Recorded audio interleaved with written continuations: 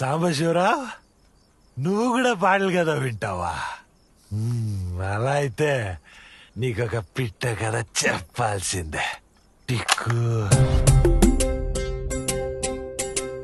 కథ చెబుతా అనకాపల్లి కథ చెబుతా. అనకాపల్లి నగరములో రాధేయుని కథ చెబుతా.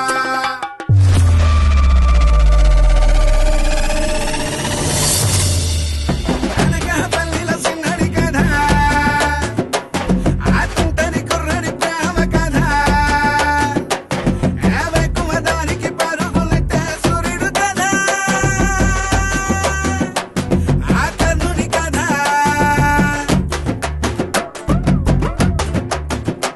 ఇంతకీ మీ చెల్లి ఏం చేస్తుందంటావా? ఏ సురుకు సూర్యుడు వెంటబడిన సింగడి కథ, రామయ్యని కథ, ఈ చిన్నడి ప్రేమ కథ. వర్కౌట్ అయిపోద్దా అండి? వర్కౌట్ అవుతుందండి.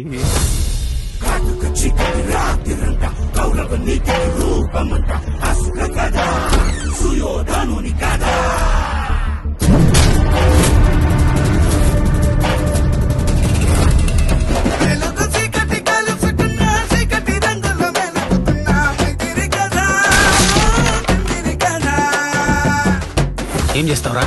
మనకేమైనా కావాలనిపిస్తే భయపెట్టైనా దక్కించుకోవాలి. కలిసి ఉన్న చీకటి సూర్యుల యుద్ధం కదా, కౌరవ కర్ణుని పోరు కదా. ఈ పిట్ట కథలో గుట్ట ఎవడో తెలుసా?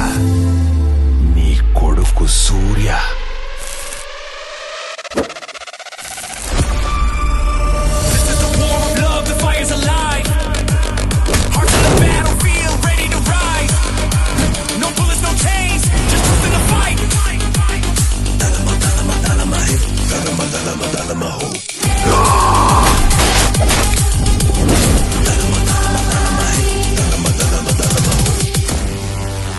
వచ్చావా?